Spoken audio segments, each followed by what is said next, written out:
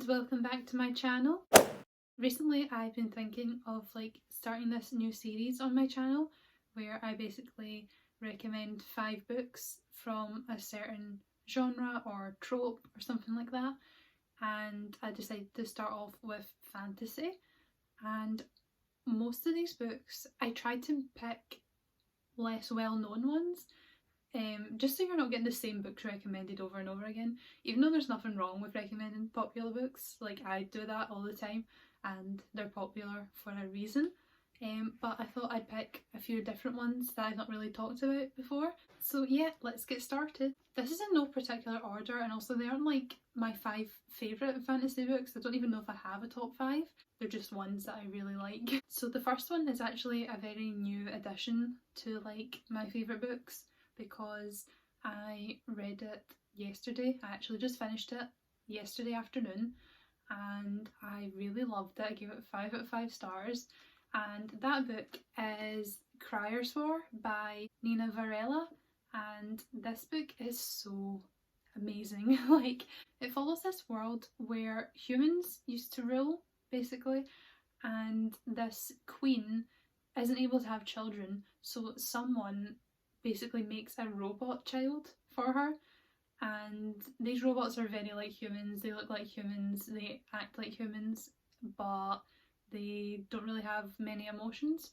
And one day they kind of start to rebel, and eventually it leads to this big war where the robots, also known as the Automane, I think that's what they were called, the Automate, they end up becoming more superior, and then they become in charge basically and they rule the country. And this follows 2 perspectives. It follows Ayla, who's a human and she's a servant, and it also follows Crier, who's basically the daughter of the emperor. I don't know if you would call him the emperor, but she's basically royalty, and it's basically about their love story. It's a sapphic romance. I loved it so much. It is pitched as enemies to lovers. I would say it is on one end, like one of them dislikes the other one, but it's not very, it's not mutual, to be honest. But I did still really love this. The thing I loved most about it was the writing. The writing was so lyrical and pretty, and it really draws you into the world. I could really picture it in my head. There is a bit of info dumping at the start, but I feel like most fantasies have that, and it is pretty easy to wrap your head around, I think, and it doesn't last very long, and yeah, it basically just gets into it after that.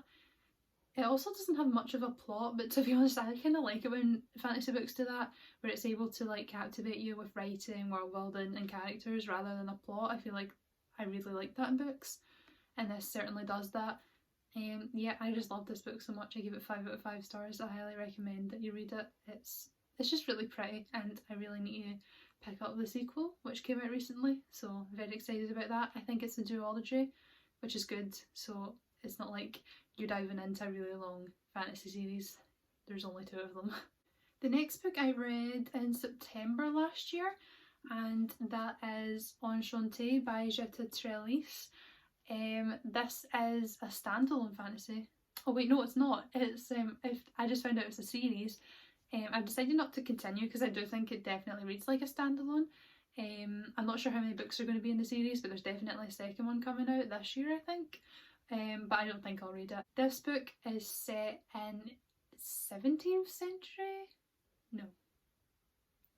This book is set in 18th century Paris, around the time of Marie Antoinette, and it has lots of magic as well. The main character can turn metal into money basically, and gold, and she kind of does that to earn money for her family who are really struggling.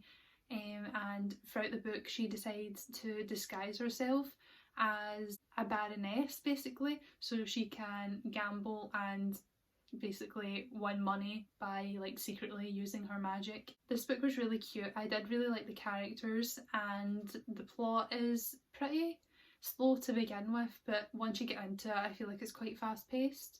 I did think the romance was quite cute in this as well. It does have a wee romance plotline as well. I definitely recommend you pick this up, especially if you like Paris and France. It has a lot of that. It has a lot of French language in it and stuff like that, which I found really cute.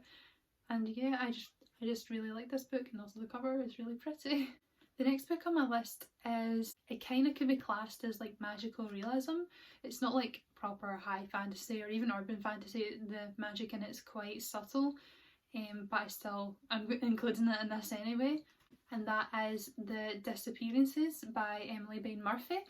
This follows a town that every 7 years something goes missing, and not like an object or things like that, like a like really prominent thing in people's lives.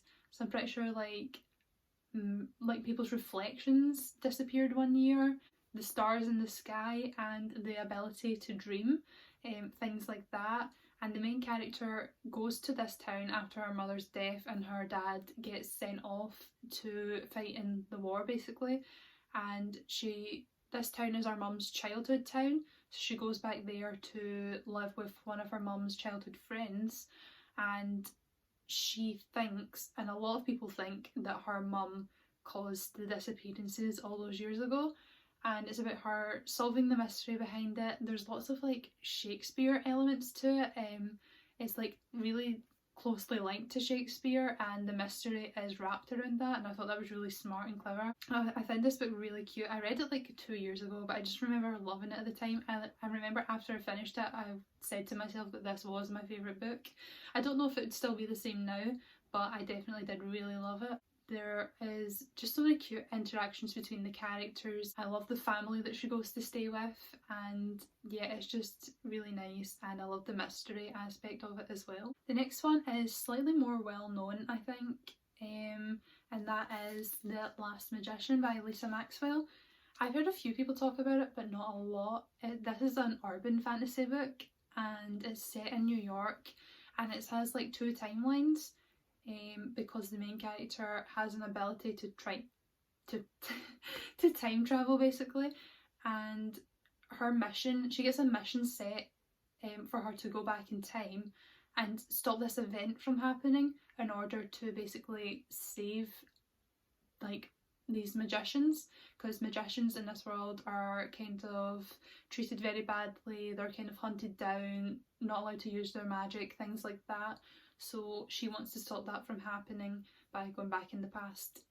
This book gets compared to Six of Crows and The Diviners.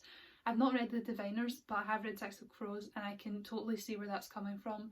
There's a lot of like found family, like this ragtag group of people and like a gang come together to like save the world basically. Not really save the world, but like I did really like it. It is a very like dense fantasy book. It's 500 pages, and I haven't read the sequel yet. I think it's a trilogy, and the sequel I own. It's like 700 pages, and I've yet to pick it up because I read this in August 2020, and I can barely remember what happened in it. So I don't know if I should reread it first before rereading the sequel or not.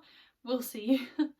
But I did really enjoy this. I really enjoyed the dynamics between the characters, and also this does have an enemies to lovers romance, definitely.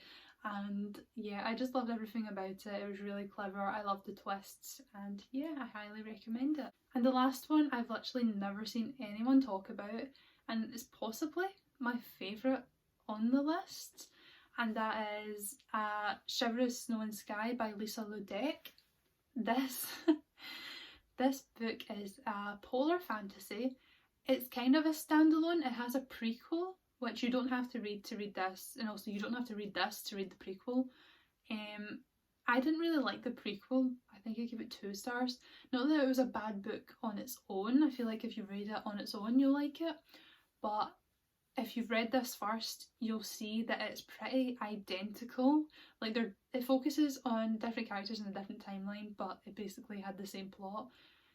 Yeah, so I don't really recommend reading the sequel, but this one was amazing.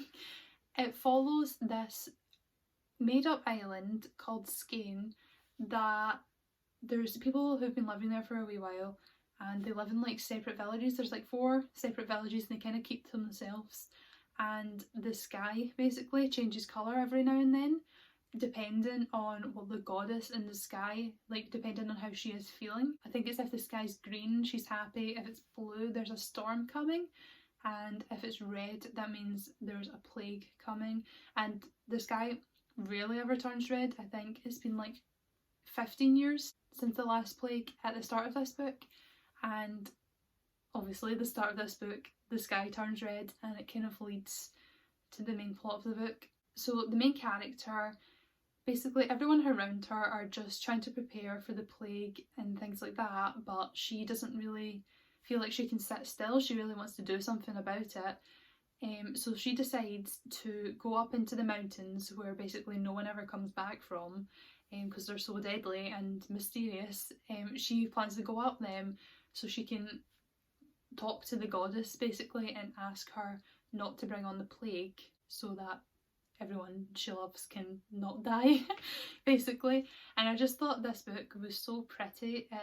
I love the writing, the descriptions, it's very atmospheric. I love the main character and how she was just so determined despite like everyone around her telling her she can't do the thing, she'll just end up dead, and yeah, basically. But she still decides to do it anyway, and I just really loved it. I loved all the creatures in it, all the people that she meets on the way. It's just so nice. Also, I've reread this book a year after I first read it and I still loved it. So maybe I'll reread it this year and see if I like it again for the third time. But yeah, these are the 5 fantasy books that I recommend. If you've read any of these, let me know, or if you want to read any of them. Like and subscribe if you enjoyed this video, and I hope you had a good day. Bye!